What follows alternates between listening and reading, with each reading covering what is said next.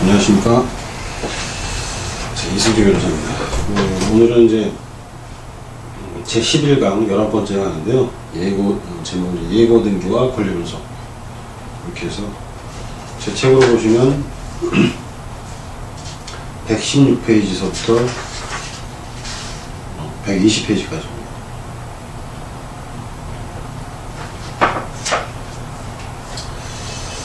자, 그래서 이제 오늘은 이제 예고 등기를 할 텐데, 우선 제가 정리한 걸 한번 보시죠.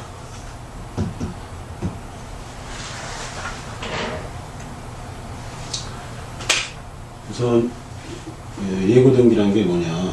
예고 등기란 게 뭐냐? 이 교과서에 나오죠. 이게 지금 116페이지에 나오는데, 등기 원인이 무효 또는 취소를 이유로 등기 말소 또는 등기 회복의 소송이 제기되었을 때 법원의 촉탁에 의해서 등기부에 기재되는 것이다. 법원에 자, 요 우선 요 저걸 보실까요?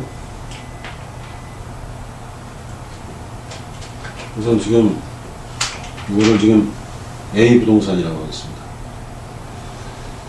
A 부동산이고, 이 A 부동산의 소유주는 갑이라고 하겠습니다. 근데 A 부동산이고 A 부동산의 소유주는 갑입니다. 이때 을이라는 사람이 이 부동산 등기부에 보면 지금 소유자가 A 부동산의 등기부 소유자가 지금 갑으로 되어 있는데, 이거 아니다, 이거 갑 소유가 아니고 내 거다. 이렇게 이제 소송을 할 수가 있겠죠. 원인은 여러 가지가 있겠지만. 그래서 요 지금 A 부동산이 있는데 소유자가 지금 등기부에 갑으로 되어 있고, 그런데 지금 이 소유자 갑이 아니고 이 부동산 A 부동산은 내 거다 이렇게 하면서 우리 소송을 제기할 수가 있어요. 그러니까 이 뭐 등기 원인이 있겠죠. 갑이 등기를 한 이유가 있겠죠. 뭐 매매를 했든가, 뭐 건물이라면 건물을 신축해서 보존 등기했든가, 이런 것들이 이제 무효다, 원래 내 거였다, 이런 주장을 하면서 의리 소송을 제기할 수가 있습니다. 갑에게 A 부동산이 내 거다. 이때 법원에서는 예고 등기를 하는 겁니다. 법원 이 소송을 을이 이제 갑한테 소송을 제기했을 텐데, 그 소송을 맡은 법원이 있는데, 그 소송 맡은 법원은 수소법원이라고 합니다. 쉽게 소송 맡은 법원, 수소법원, 소송을 맡았다. 그 수소법원이 그 관할 등기소가 있겠죠. 등기소에 이거 지금 갑과 을 사이에 소송이 제기됐으니까, 소유권에 대해서 부동산 소유권에 대해서 소송이 제기됐으니까 지금 예고 등기를 해라라는 식으로 이제 연락을 하면 그 등기부에 예고 등기가 되는 거죠. 자, 이거는 어떤 효력이 있나요? 여기 제가 써놨는 효과를 써놨는데 경고적 효력이 있습니다.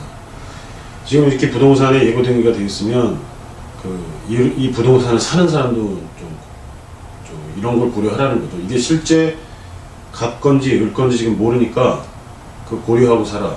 잘못 사면 당할 수 있다, 이러는 거고요. 낙찰받는 사람도 마찬가지로 사는 거죠. 법원을 통해서 부동산을 사는 겁니다. 그래서 그분도 예고 등기가 되어 있으면 실질 내가 낙찰을 받을 것인지 안 받을 것인지 고려를 해야 됩니다. 원칙적으로 예고 등기가 있으면 낙찰을 안 받는 게 원칙이죠. 근데 이제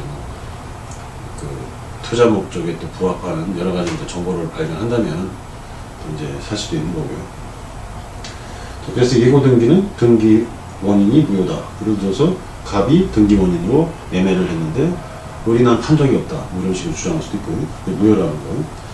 그 다음에 뭐 또는 취소 사유가 있다든가, 이럴 경우에 등기를 말소하거나 넘어간 등기를 나한테 회복시키는 그런 소송이 제기됐을 때 법원이 등기소에 촉탁을 해서, 등기 공무원에게 촉탁을 해서 등기를 하는 예고 등기가 그런 거고요.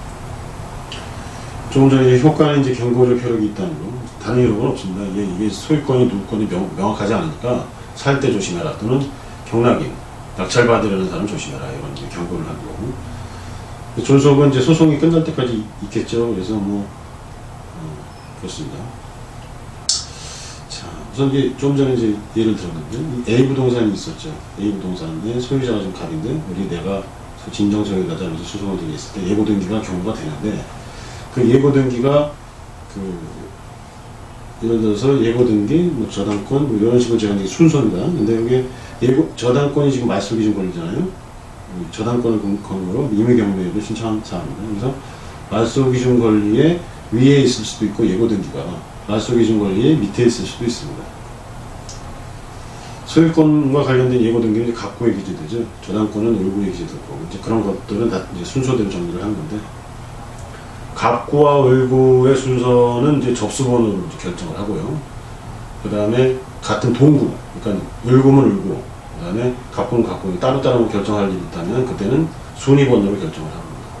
차례대로 여기 나오는 게 이제 순위번호가 있습니다. 그냥 그렇게 결정을 하는데 하여튼 그걸 다 정리해서 이렇게 된 건데 그 예고등기라는 거는 말소기준 권리의 밑에 있다고 해서 그 말소되는 게 아니에요. 이제 항상 인수하는 권리 뭐 이렇게 얘기도 하는데 성격 자체가 그렇습니다. 예고등기라는 거는 지금 소송이 돼가지고 이 A 부동산이 갑건지 을건지 명확하지 않으니까 그 결과가 어떻게 될지 모르니까 살 때 조심하라는 거기 때문에 예고등기가 말소기준 권리 위에 있건 밑에 있건 이게 문제가 되는 게 아닙니다. 그래서 결과적으로는 예고등기가 있으면 경락을 받지 말아야 되는 게 원칙이고요. 그렇습니다. 그래서 예고등기를 이렇게 오늘 봤고요. 좀 추가적으로 제가 더 말씀드릴 게 있을 것 같은데 그 116페이지의 핵심 정리 보시면 점 세 번째 거 현재 예고등기 제도가 폐지가 논의되고 있다 이렇게 되어 있죠. 예고등기 폐지로 인한 폐해는 처분금지 가처분을 이용해야 할 것으로 보인다 이렇게 되어 있습니다. 그래서 예고등기 제도를 악용해서 이 사례를 한번 보시면 지금 실제 소유주가 갑이 맞아요. 갑이 맞는데도 불구하고 우리 갑과 을이 짜고 막 소를 제기하는 척하고 이럴 수도 있습니다. 그래가지고 갑과 관련된 사람 또는 을과 관련된 사람이 이 내부 예고등기가 있으면 안 들어오잖아요. 낙찰 잘 안 들어오니까 낙찰 받으려고 하는 분들이 별로 없으니까 갑과 을이 짜고서 뭐 이렇게 예고등기를 해놓고 그래서 소송을 해가지고 예고등기를 법원에서 이제 하게 만든 다음에 그렇게 하면 이제 계속 떨어지겠죠. 저감이 일어나겠죠. 유찰이 여러 번 되면서. 그럴 때 이제 갑과 을 또는 관련 사람들이 이걸 낙찰받는 이런 식으로 이제 할 수가 있거든요. 이런 폐해들이 많이 생겨서 이렇게 예고등기를 없애자 이런 논의가 되고 실질적으로 이제 예고등기가 도저히 없을 것 같습니다. 그리고 그 폐해는 처분금지 가처분으로 대체하면 된다. 이런 말은 무슨 말이냐면 예고등기는 이제 소송이 이렇게 갑과 을 사이에 소송이 지게 법원에서 이제 알아서 이렇게 해줬는데 이제 사실 그렇게 알아서 해주는 것도 좀 문제가 있을 수 있습니다. 원래 이제 이건 다 민사소송 분야인데 형사와 달리 이제 민사는 당사자들이 이제 알아서 판단하는 거고 국가 개입을 최소화하는 게 원리라고 봐야 돼요. 근데 여지껏 뭐 이런 걸 해줬던 거죠. 결과적으로는 을의 입장에서 소송을 갑에게 소송을 제기할 때 을이 진정한 권리자라면 갑에게 소송을 제기할 때 갑이 이제 할 수도 있고 또는 경매가 진행될 수 있어요. 그래서 저당권에 앞서서 처분금지 가처분을 하라는 거죠.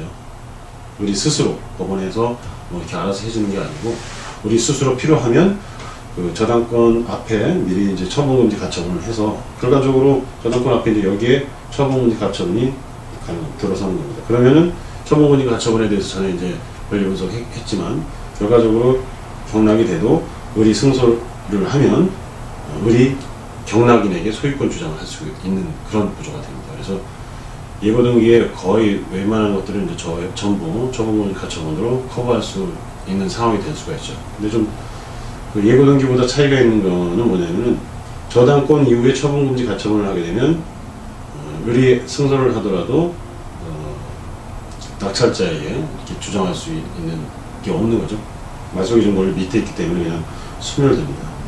그런 차이는 있는데 당사자가 이제 알아서 해야 된다 이런 식으로 이제 입법도 이제 그렇게 변할 것 같고요. 그렇습니다. 자, 이제 오늘은 예고등기에 대해서 봤습니다. 감사합니다.